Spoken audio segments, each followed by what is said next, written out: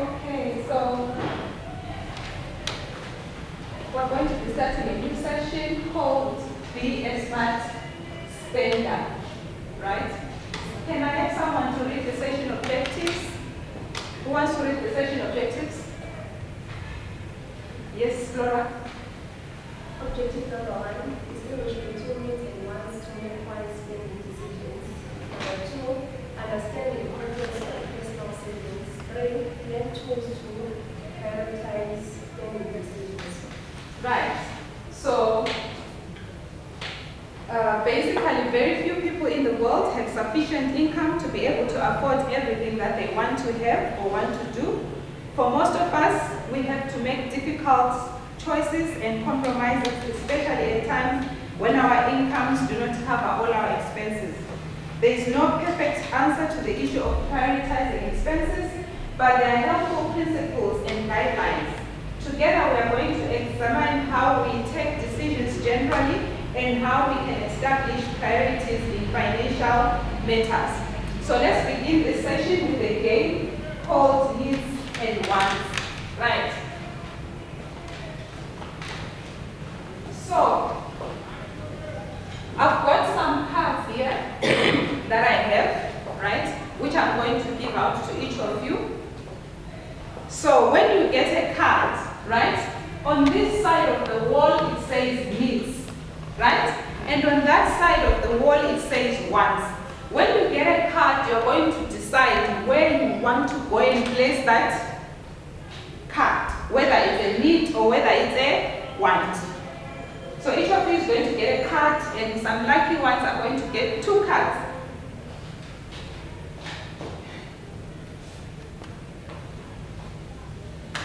So this picks up, you go with your card, you place it. You place it there.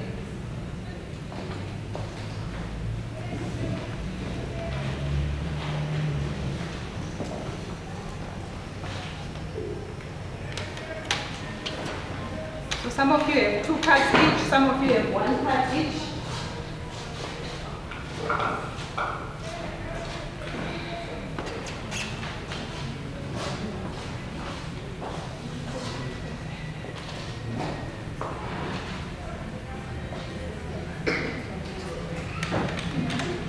So you decide whether it's a need or whether it's a want.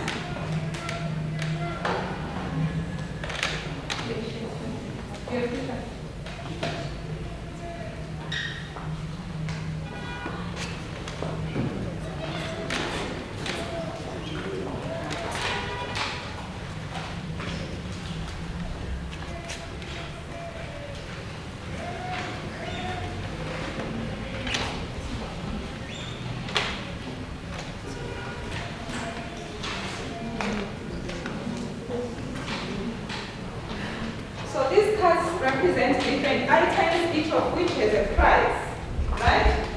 So we want to decide together which items are needs as far as you are concerned and which items are wants. If a card represents something you need, stick it to the needs wall.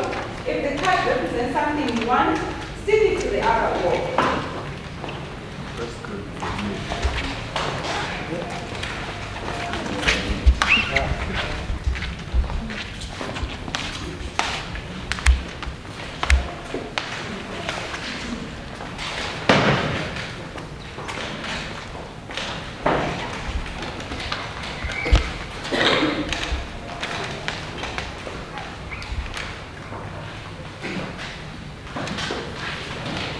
Right. Can we now stand? Can you stand? Can you go around the needs and the wants and see whether you agree, right? If there's something that you feel shouldn't be there, just take note of it. Don't remove the card. Take note of it. We'll discuss. 30 seconds for us to move around. If you see something that you're not comfortable with, keep it to yourself and we'll discuss.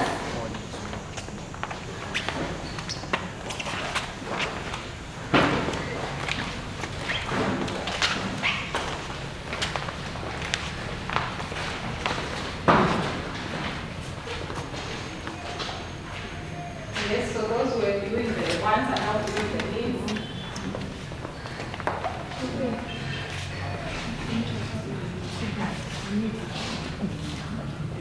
If you are done, you can then take your seat.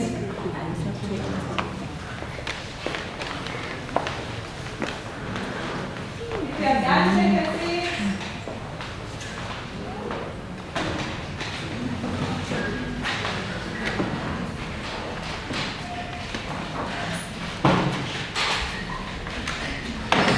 Right, let's go.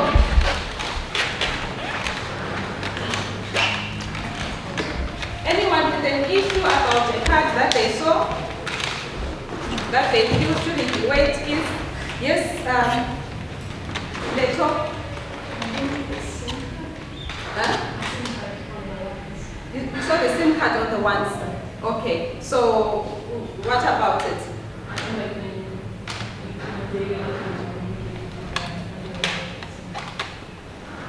Let's say in your daily life you need to be communicating with people and you can't do that without a SIM card. Therefore, a SIM card should be underneath. Okay, that's what Letu is saying. Anybody else who has a problem with another card that they saw? Yes? Camera. Camera. Yes. Camera is a need if I'm a videographer. Camera is a need. Okay, as a videographer. Yes. Okay. That's why the aim Right, that's why yes? Now I have a question. Yes.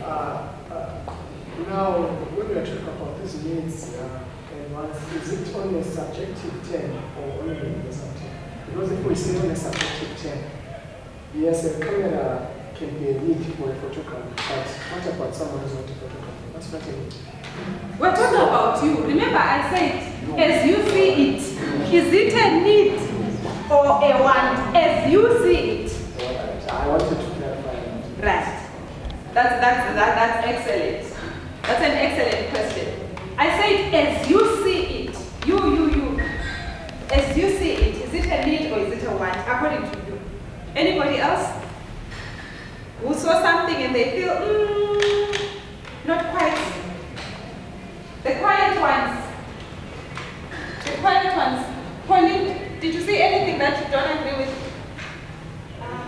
I was a bit confused, but now when you say it is subjective, I also think the television can be a need, especially in the family center, so that we avoid squabbling. Entertainment in the house. She says, Paula says a television is a need in the house to avoid sparkles. And what? They need to be entertainment. Need to be entertainment. Okay. The last one, Victor. I'm going to say people there are so smart. I don't think it's a need. You don't think a smartphone is a need? Okay. Explain yourself.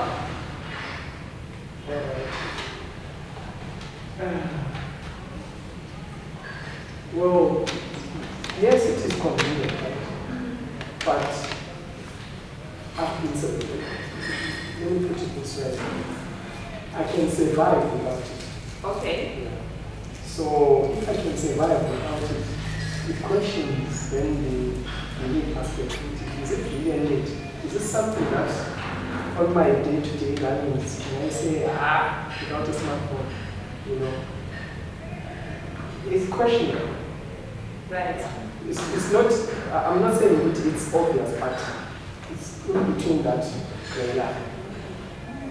Right. Craig Temba says, you know what, a smartphone gives convenience, but it's not like I can die without a smartphone. Therefore, it's not a what?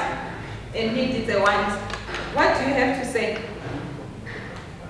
Well, it's not on, I think on a daily basis, whether you're running a business or working in your house, and then you need to communicate, you need to be having this, what is happening, the other data, and something else comes. You see the debate? Yes, Lord. I have a question. Yes. Are we categorizing these according to one's context or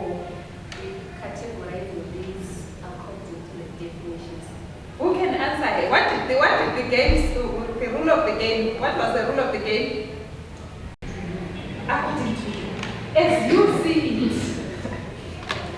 As you see it. Right. So guys, let's conclude this. So basically, as September and Leto were arguing and we were debating about whether a smartphone is a need or a want. So needs and wants can actually be relative. They can differ according to the different individuals and the different families, right? Family needs are different among families, and family wants are different. So for instance, someone's need may be someone's want. For instance, Leto says she can't do without a cell phone, right? Maybe she runs an online business. Definitely, to her, a smartphone is a need, right? He said it's a videographer. If somebody is a videographer, they need a video. They definitely need a video. Without a video, they are not able to what? To operate. Do you understand? So, needs and wants may be different among individuals and families. That's what I want you to grasp. Right? Now I want us to discuss, right? As you see it, what is the difference between a need and a want? What is the difference between a need and a want? And let's have other people. Pascal, yes? I think needs is something that you can not live without. When wants, I can live without. Do you agree? He says a need is something that you can't live without, but a want is something that you can live without. Do you agree? Anybody who says I have a different answer? Right. So a need is a basic necessity without which you cannot live. Examples of needs? Yes? Yes. Food. Yes. What expenses can be reduced or eliminated? What expenses can be reduced and eliminated between the needs and the wants?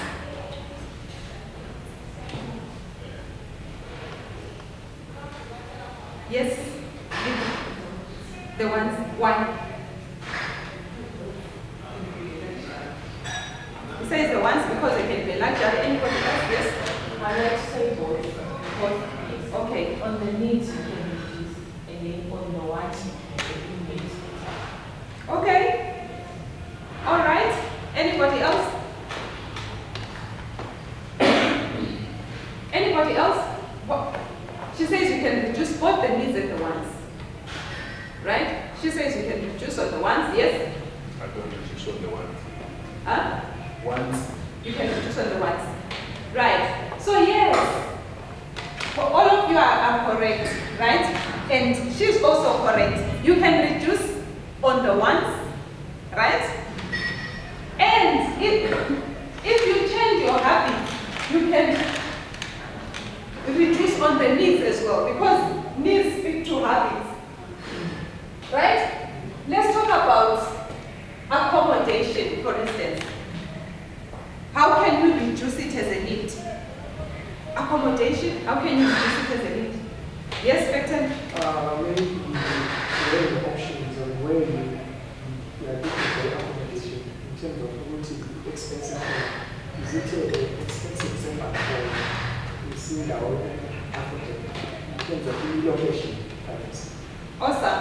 Did you get that? Yes. Right. So it is possible to reduce spending on wants. You can also change your habits and reduce your needs. For example, the amount of time, of money that you spend on airtime. Right. And then the next question, what can you do with the money left over after you have reduced or eliminated spending on certain items? What can you do with the money left over? Yes? You can put it on savings. Anybody else? Yes? Accommodate more needs. Accommodate more needs. Anybody else? Anybody else? Yes, Memo? Oh, start a business. Start a business. Awesome. Yes? Yes, to say invest in something so that it gives you more. Right? So you can pay off your debts more quickly. You can use it to invest in something important such as education or even save for the future. These are the answers that you get, right? Put it in savings, put it in investment, right? So as soon as you begin to earn or receive money, you are responsible for the way you spend it. Earning money means you will have more money in your pocket and therefore more choice as to how you spend your hard-earned cash. If you spend this money on things you don't really need, you risk not having enough to achieve your goals. Keeping less cash in your wallet or bag can help you. You can start exploring other means of payment such as digital wallets and bank cards. We are going to look at this in module E. Right, so now I want us to debate, right? I have another card that I have, and which is the savings card. I want us to debate whether savings is a need or a want. Is savings a need or a want? You can use, even if you smile at me, I need answers. I need answers. Yes, no good. I think it's a need. It's a need. Okay, why?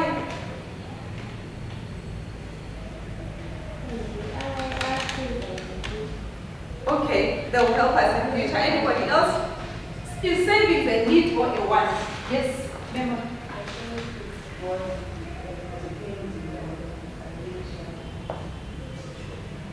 Depending on your financial strength. Okay, anybody else? Is savings a need or a want? Little. On definition, saving is a want, But looking on the other side of it, it's a need, such that you will not be futures or accommodating your needs to investing, saving for the future in the world. But on definition, it's saving. Okay, yes. I would say in our economy, savings are important. For example, during COVID, we realized that savings are important. Most of us couldn't go to work because we didn't not. There was a term that was the essential worker. So I feel in Zimbabwe savings because there are so many, like our economy just changes. Today you can wake up, today you can live in a job, tomorrow you can wake up without a job. For instance, I'll give an example of the real estate scenario where people get a message that you need to park the car at home. So I feel for those kind of images, you need to. Okay. So people with an income are often approached by others wanting to borrow or be given money. You may wish to help them as a matter of social or family solidarity. It is nevertheless important to consider your own needs and plans for those you have decided to help with your family. You have to be able to reconcile the two, your social obligations or moral obligations and your individual beliefs and your own personal and family aspirations. This is particularly relevant to people who have been displaced or have migrated. So that question that says, is personal savings a need or a want? We want to analyze two cases that put into perspective this situation. So let's go to case study number 1. Case study number 1 on page. Have you found it? Page 38. Case study number 1, page 39. Kai, please read for us.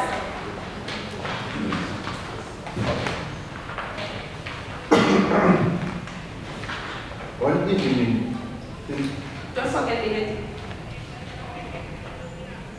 okay, reading the stories of these characters and reflect, or read the stories of these characters and reflect about what is happening to them, what could have they done differently.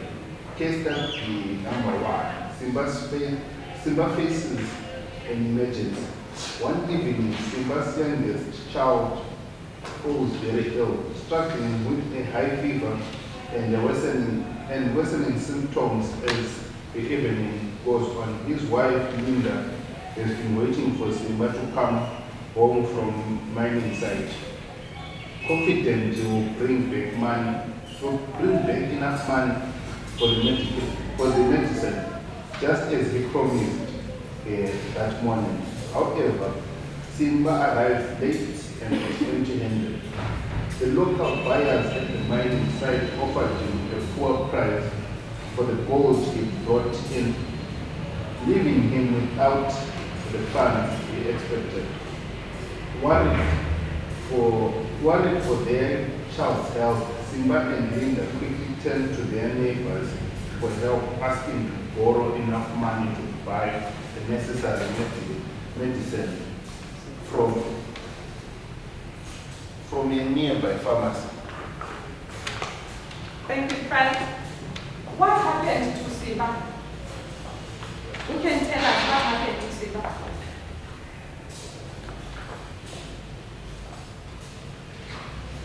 What happened to Simba? Yes, Pascal? What I understand, say it's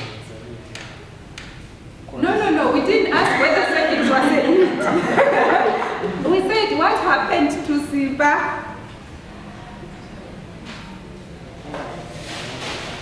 Yeah? Exactly. Put the Bible somewhere. It did. Yeah? Put the Bible somewhere so that everyone we can't hear. Oh yes, one of the ground rules is that you need to speak at a very high tone of voice so that everybody can understand. Thanks for that reminder, Frank. What happened to Simba? Who can tell us what happened to Simba? Yes, Memory?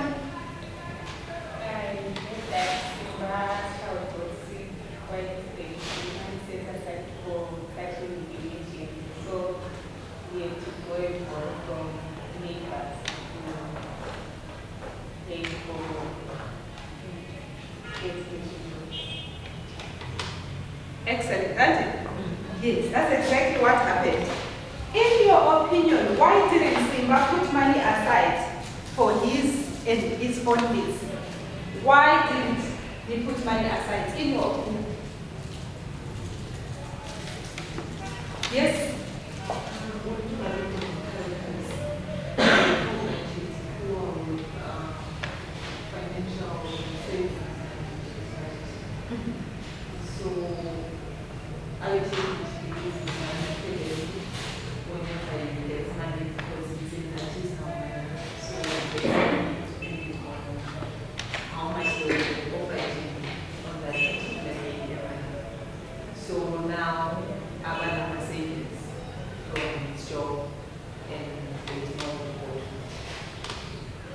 Okay, it says most probably Simba is careless with money. He didn't have savings. He's poor with budgeting, poor with financial management, poor.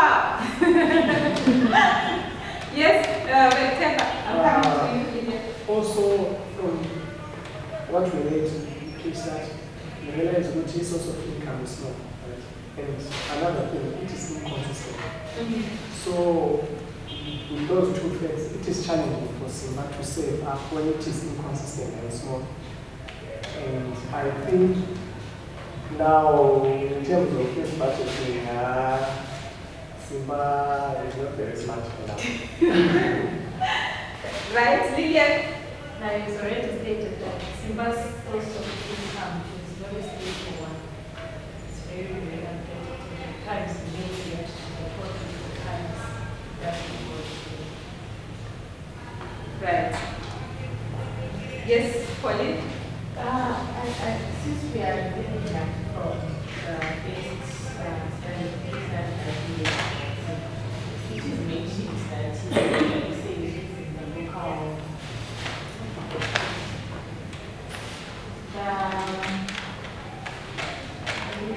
the real estate business, not associated. I'm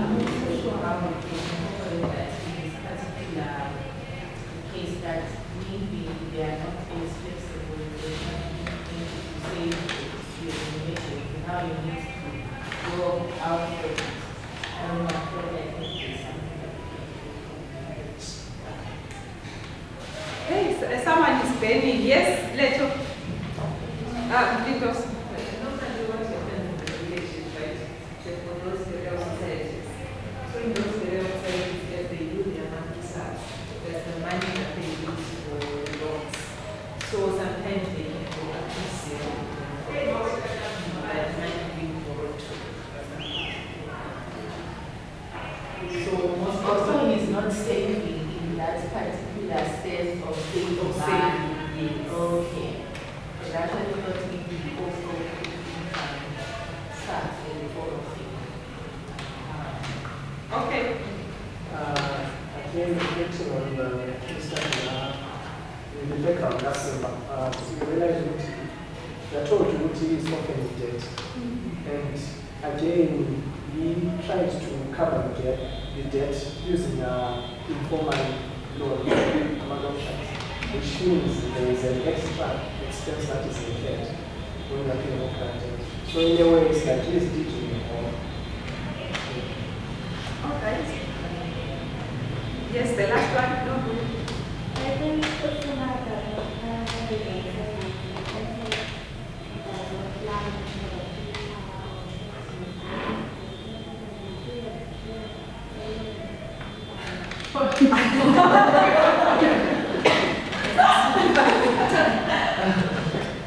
Okay, okay.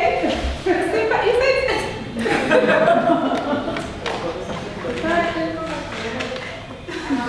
You say Simba doesn't plan for the future. It's got kids. One is, how old is one? 2 years. One is what? 2 years. 2 years.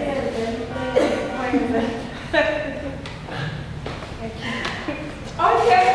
I just want to check. I just want to ask something. How many of you here have relatives in the diaspora or overseas? How many of you have relatives overseas? Right? Right. So,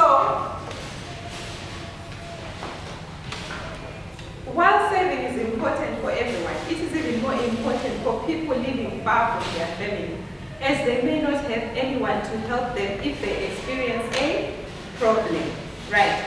So sometimes some people, whether they are with their family or in another part of the country or abroad, or even in the same city, they give or send almost all the money they earn to their family. They do so because they want to help their families to repay their debts, buy necessities, and invest for the future. Sometimes people feel guilty about saving money for their own needs and planning for their own futures. Right? Remember, Simba was running to get the money from neighbors. Imagine your relatives in the diaspora. Someone is in France. Who do they borrow from? Someone is in China. Which neighbor do they borrow from? Do you consider that about your relatives in the diaspora? But let's go to case study number 2. Case study number 2, Leto, please read for us. Elsa, Elizabeth's friend, has a problem. Elizabeth's close friend Elsa recently shared a troubling situation with her. Elsa has been responsibly paying off a loan from a financial institution every month, but last month she fell ill and couldn't help make the payment. That's all. She asked her husband to take care of it, assuming everything would be fine. However, a few days later, the institution contacted her to inform her that the payment had not been made. Confused and worried, Elsa confronted her husband. That's when he admitted that they reduced the money payment. Believing he could win and double the amount, but instead he lost it all. Now Elsa is in debt, facing overdue payments, and she feels betrayed and unsure how to handle the financial mess the husband is facing before. What happened to Elsa? What happened to the character?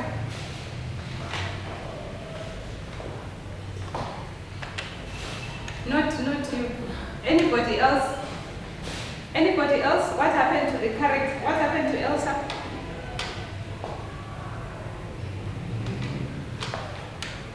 Yes, Michelle. Elsa fell ill and she asked her husband to help her sort out the debts. And then it turns out to be the husband who's the one. Anybody with something to add?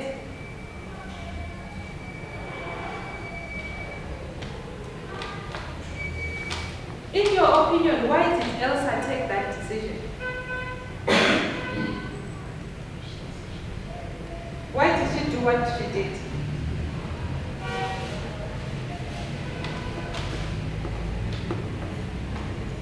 Why did Elsa do what she did?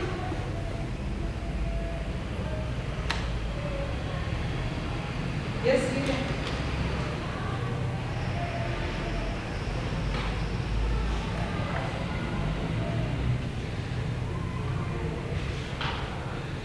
Anybody else? Yes, Lynn.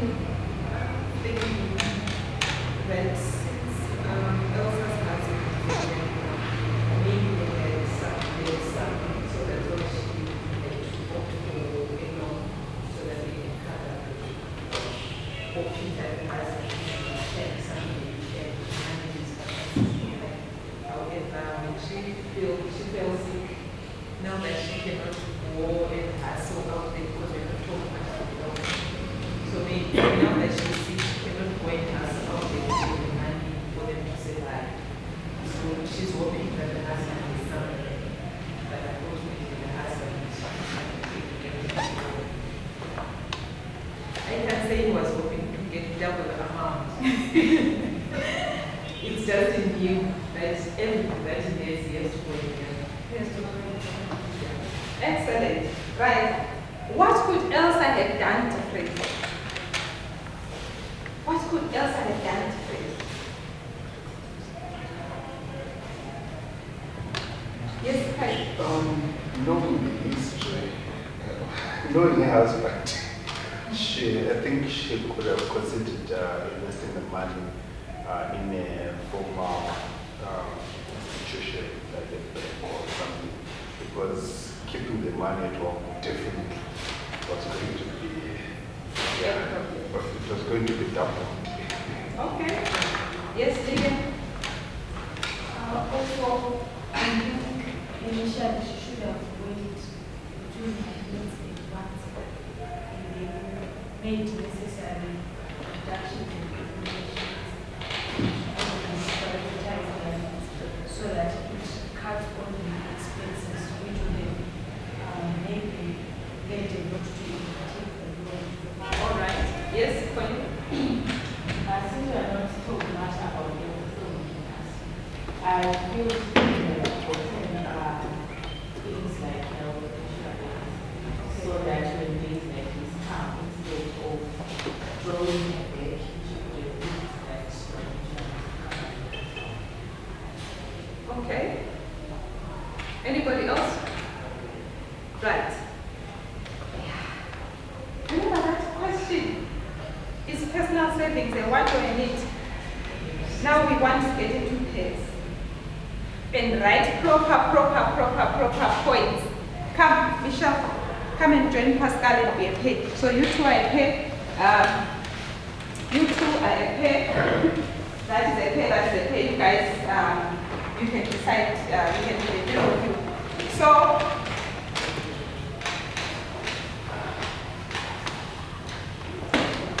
you are going to write points on whether you think savings are a need or a want, and then you are going to come and visit. And so, you have 5 minutes.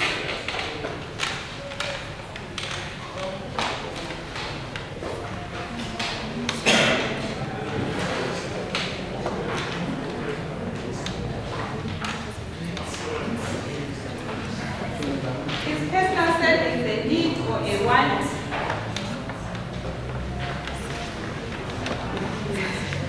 Five minutes.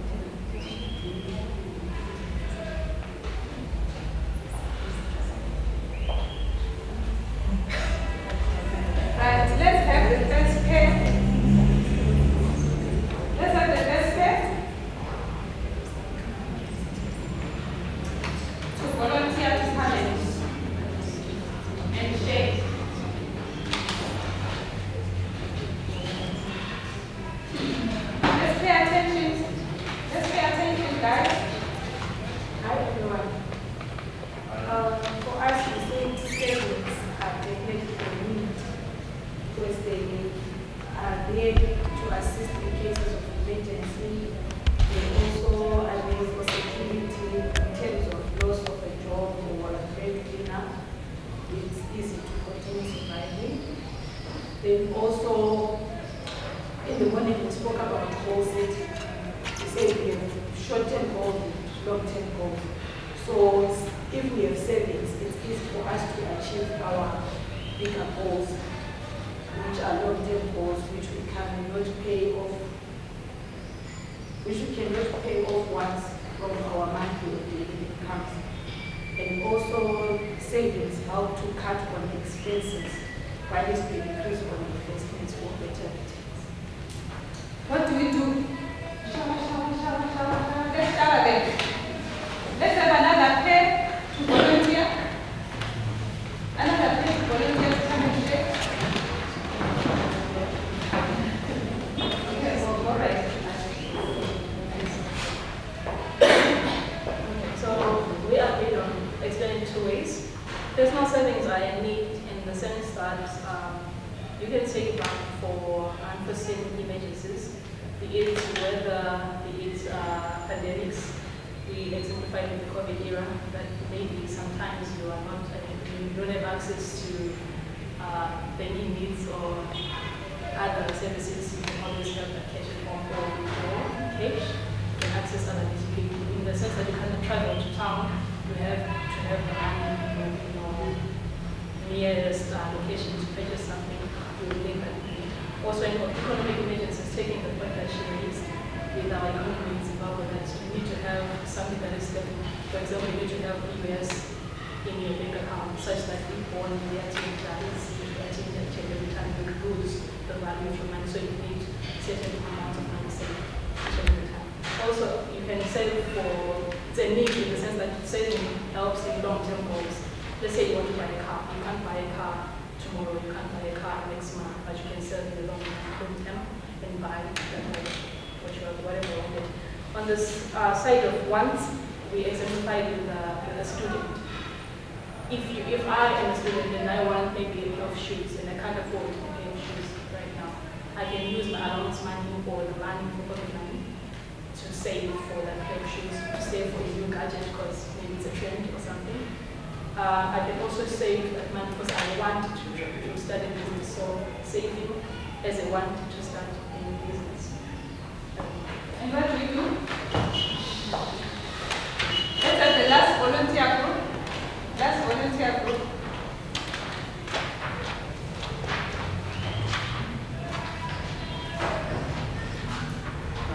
Hello everyone. So we said personal savings are a need because they might help if you want to start a business or you want to extend your influence or income. They can help in starting a business. And then there can be a contingency fund for emergencies because the economy and life can be unpredictable. Right? So anything can happen that is unplanned. There can be a contingency fund that is there for emergencies. And they also offer a sense of security. Right? And another thing, they are in need because they might keep you afloat during times of crisis. And then the last one, they help in unplanned needs. Right? Let's say maybe there is a debt that is unplanned. Personal savings are there to help in those unplanned needs. What do we do? I have a card. Remember those cards that we were putting underneath the ones in the morning? And this card says what? Personal savings. And I want to put it between needs or wants. Where do I put it? Where do I put it? Underneath. Where? Needs. There? Need. Yes? Okay, so everybody is agreeing that we put it under needs. Yes, because personal savings is a personal savings is a personal savings is a personal savings is a yes. Right? Until we all agree. Earning your living is the result of a process that can prove difficult sometimes. Building your enterprise, exercising certain skills, often putting in long hours.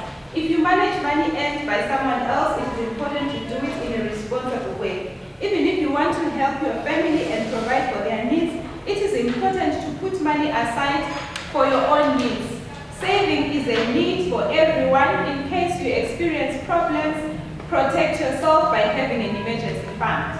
Everyone can save even on a small income. If you save, no matter how small the amount is, you will feel safer when an unexpected event or emergency occurs. Right.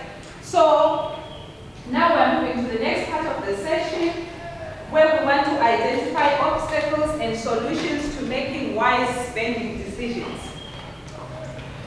So here's the thing. You sometimes feel pressure when making spending decisions because your family has certain expectations. At other times, the opposite is the case, and you urge people to lend you money. Right. I have a question for you. Who tries to influence you when you make spending decisions? Who tries to influence you when you make spending decisions?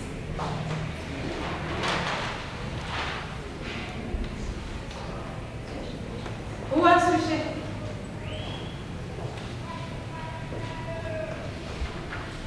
Yes? Parents?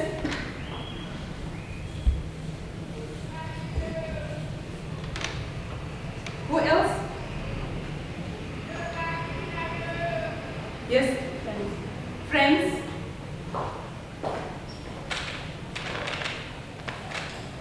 Who else? Yes? Social trends? Who else? Yes? Myself. Himself? Okay. Who else? Spouse? Who tries to influence you when you make spending decisions? Yes? Yeah, okay. So these people, when they try to influence you, what are their expectations? What are their expectations? Why do they put pressure on your spending decisions? Yes, Leto? On the parent side, there are influences on saving or buying something based on emotion. They want you to save or buy better, right? Any other reasons? What are their expectations when they influence you? Peer pressure, what are their expectations? Yes? To keep up with the trends.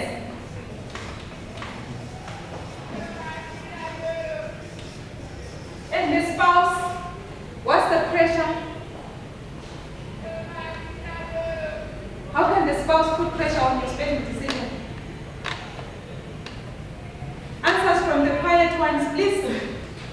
Answers from the quiet ones. Flora, how can the spouse put pressure on your spending decision?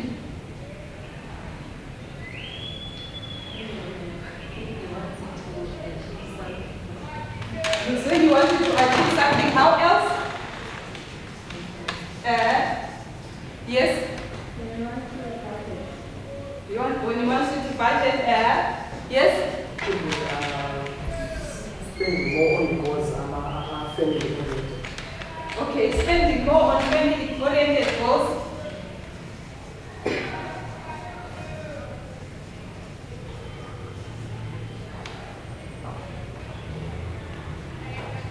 Friends. How do friends influence your spending decisions?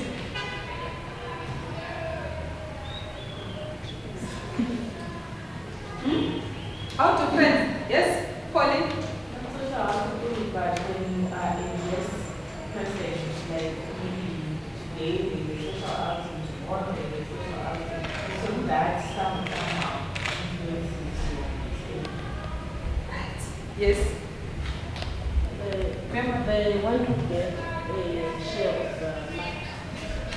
They want to get something for themselves. Yes, they want you to share the money and they want to get something for themselves. So they put pressure to say, let's share. Let's go out. Let's go out. Right.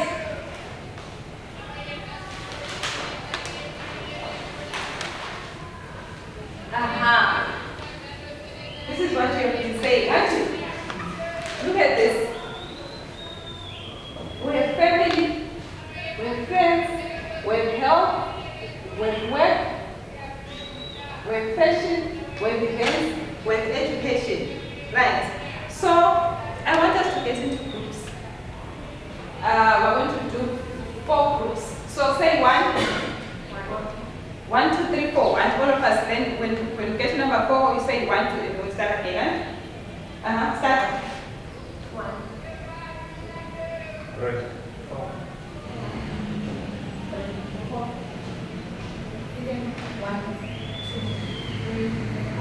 Right. So all the 1s come here, all the 2s go there, and all the 3s come here, and all the 4s go there.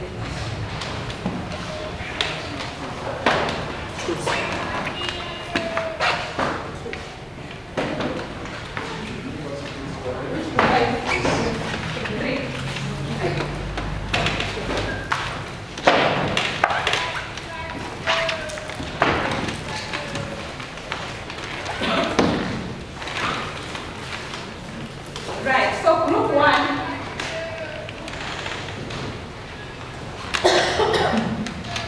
So I'm going to give each of the groups an expectation, right? Right, and as a group, we are going to consider whether this expectation is legitimate or not based on your personal values. If you decide the expectation is not legitimate or that you cannot satisfy it, decide how you can inform. If I give you family, if I give you friends, or if I give you whatever, how can you inform them that this expectation is not legitimate, or how can you postpone not giving the ban, or resist the pressure? How can you resist the pressure, right? And you need to be very creative, right? So I'm going to give you a spending expectation, right? So group 1, I'm going to give you family, right? Decide whether the spending pressure that you get from family is legitimate or not legitimate. If it's not legitimate, how can you cool off the pressure? How can you escape that pressure? And what reasons can you give? And how can you postpone it? So group 2, I'll give you friends. Group 3, I'm going to give you fashion. And then group 4, I'm going to give you education.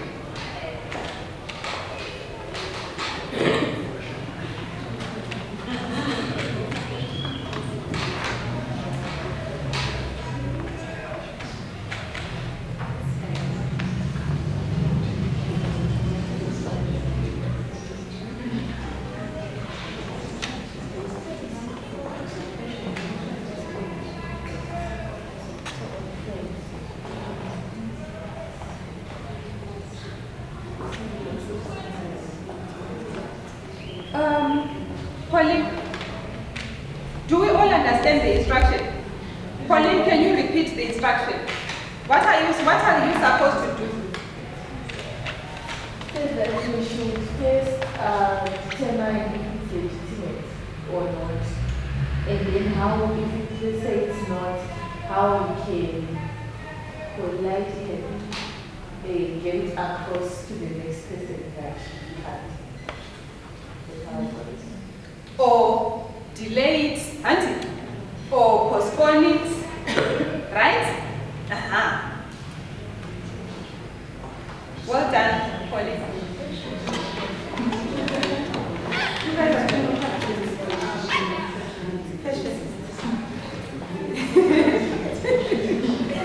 what are you guys doing? Education. Yeah.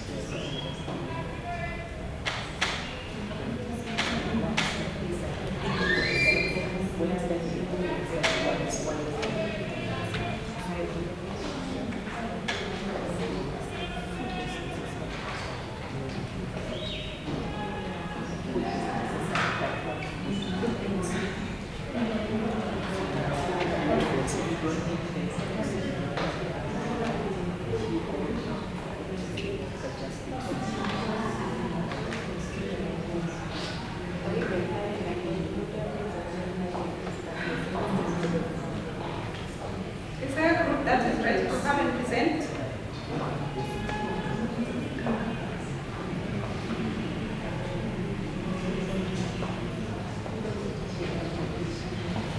Any group that is ready to come and present?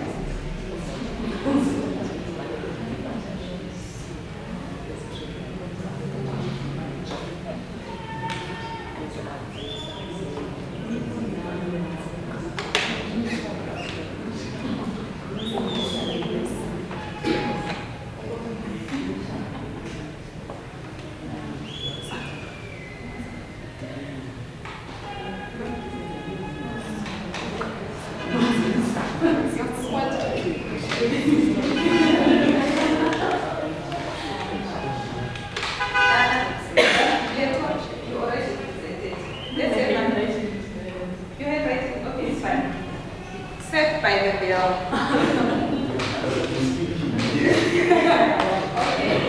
Okay, we're given Let's listen to this. we have regulations and under patient response accessories become a few also. We determine that it's not legitimate, it's a want. How can you then put off social trends and self-inflicted pressure on wanting to purchase something that is a fashion trend or makeup trend or accessories? You can start by understanding your goals. What comes first in achieving your goals? Whether short-term goals or long-term goals. Make a list of priorities. We was with him. If I purchase this fashion jacket, this will compromise on my priorities. If it's compromising, don't purchase it. Then self-discipline. It's sort of intertwined with the same thing, which you understand your goals as well. Then reduce impulse spending. You can then understand there was a I'm spending because I want to or I need this jacket.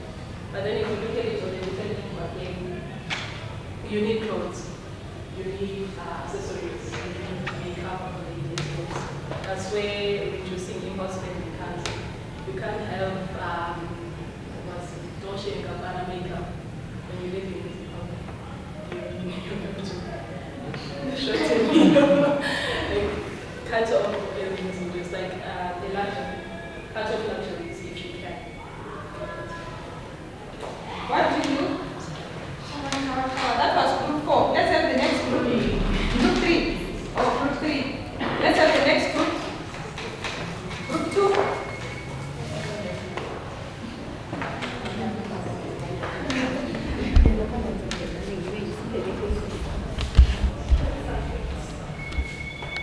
Yes, let's pay attention, please.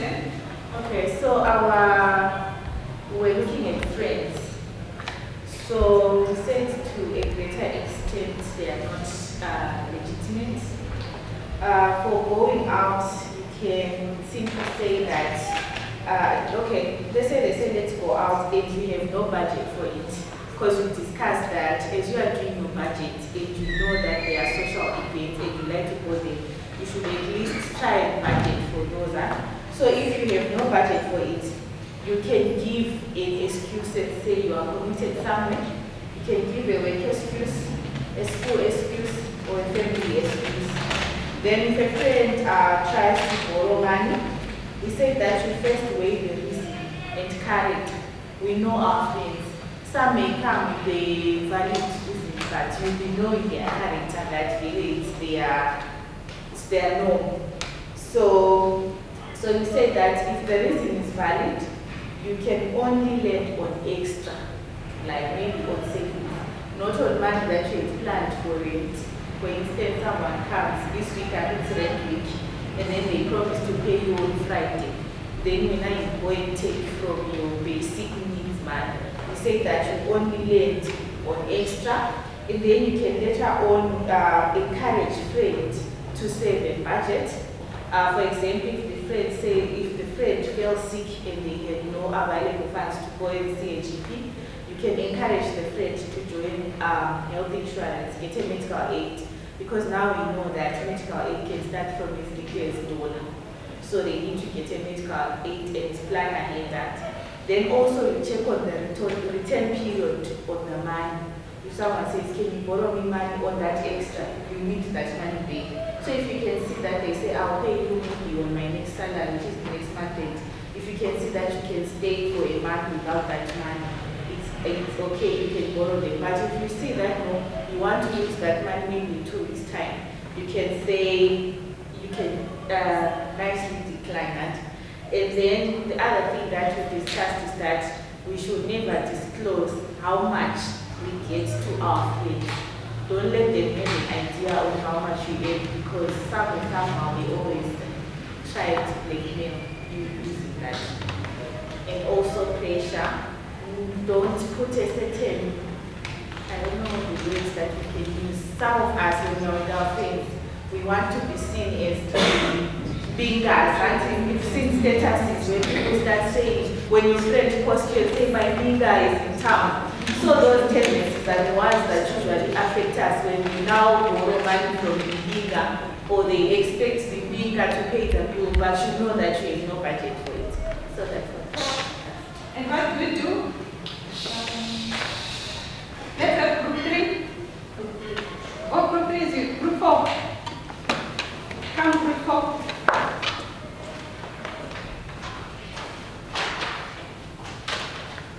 Alright, so before we go to education, so the first one being fees. Well, fees is legitimate. There's no way we can go around fees. It's required. It is required. Well, maybe we can say for primary schools and secondary schools, getting schools within your budget. Not opting for those expensive schools, but getting schools within your budget. And then as for universities, I think the same applies.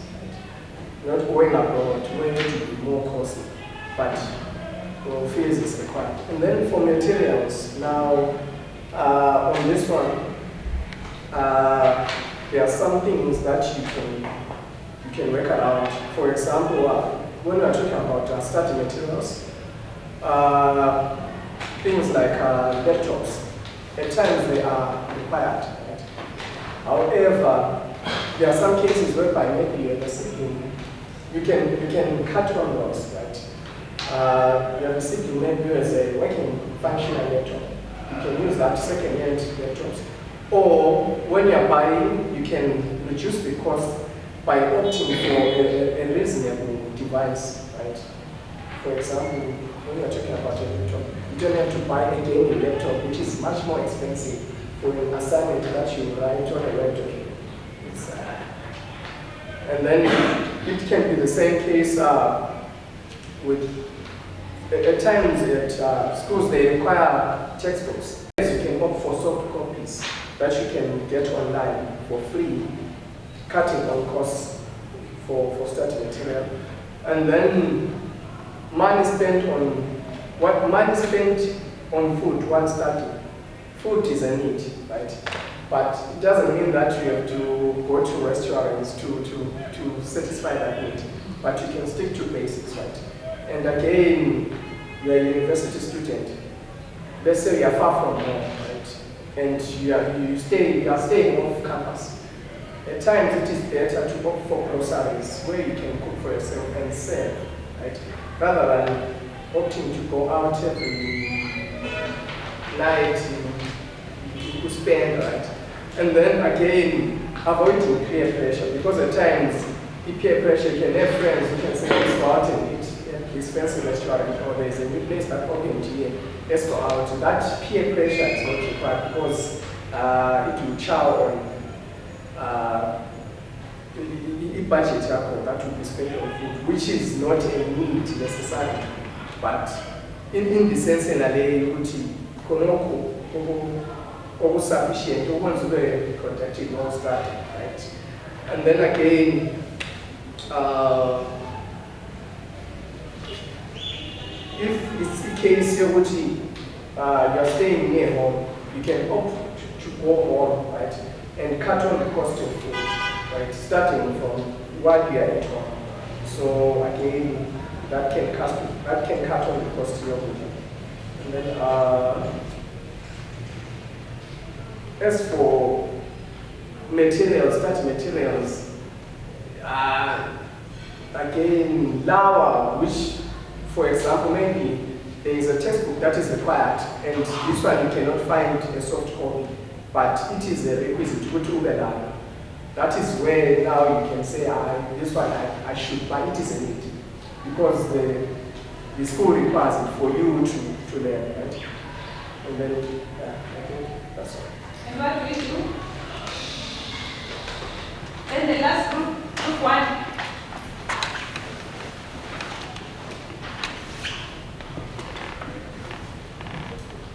So now we're looking at family pressure, and we said if family pressure is a legitimate pressure, and then on the ways to resist the pressure, we said you can set your personal goals and discuss them with your family members, and then you can also differentiate between the needs and the wants within those goals with your family, and then you can also share your responsibilities with other family members, and then you can also allow your family to know what you can do and not do. And what do we do? Well done. You did well, and thank you so much for participating in this activity. You did very well. Let's go back to our places. Let's go back to our places. Let's go back to our places.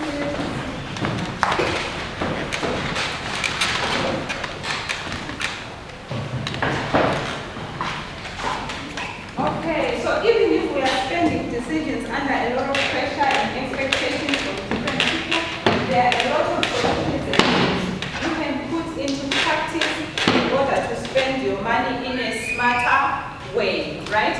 So we've got the solutions for friends, we've got the solutions for family, we've got the solutions for 4 different types of pressure, aren't it? Right, so now we want to play a game, right? We want to play a game, aren't it? So this game is about ways to become a smart spender, aren't it? Right? So this is how we're going to play the game. Let's stand up and form a circle.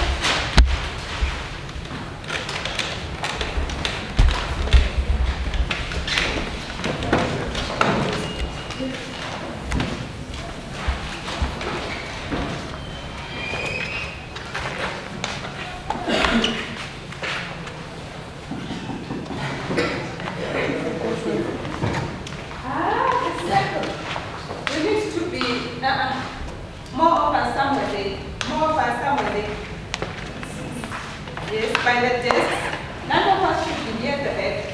There, let's fill up, let's fill up, let's fill up.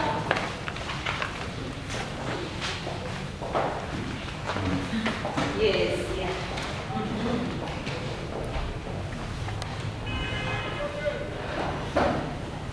So this is called a fill the gap game, right? So this is how we play the game, aren't it? We are going to be listing ways to be a smart spade, aren't it? Right. So I'm going to throw the ball at you. I'm going to start, aren't it? So what do we say? In order to be a smart spender, I should. Then you finish the sentence, aren't it? So I'm going to start, I finish the sentence. If I throw the ball at you, it means you play the game. And what do you say? Yes? What do you say? In order to be a smart spender, I should. Then you finish the sentence. When you are done finishing the sentence, you give the ball to you throw the ball at the next person until all of us are done playing. And then the last person will throw the ball back at me. Anybody wants to repeat the instructions? Yes, please repeat. What are we supposed to do? In order to be a smart spender, I should, when you finish whatever you want to be a smart spender. Yes. And then when you are done finishing, what do? You throw the ball to the next person. Right? Anybody who did, yes, understand the rules of the game? He's just coming in now. Explain to him, how do we play the game? When she throws the ball to you, she says, in order to be a smart spender, I should. And You state you say, in order to be a smart spender, I should. Then you finish the sentence. Then when you throw to the next person, in order to be a smart spender, I should. And they finish, and it goes on and goes on. And the last person will play back to her. Here? Right. In order to be a smart spender, I should not feel pressured to spend beyond what I can afford. In order to be a smart spender, I should set my goals straight. In order to be a smart spender, I should say everything about it. In order to be a smart spender, I should never buy on impulse. In order to be a smart spender, I should avoid friends. In order to be a smart spender, I should save In order to be a smart spender, I should cut my expenses. In order to be a smart spender, I should live within my means. In order to be a smart spender, I should manage what I spend. In order to be a smart spender, I should set my priorities clear. In order to be a smart spender, I should understand and prioritize my goals. In order to be a smart spender, I should let my family know what I can and cannot do. In order to be a smart spender,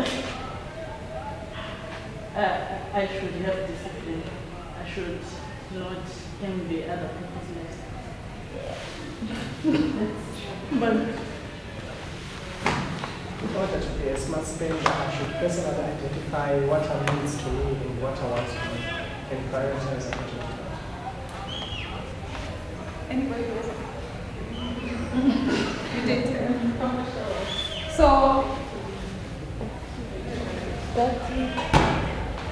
and what do we do?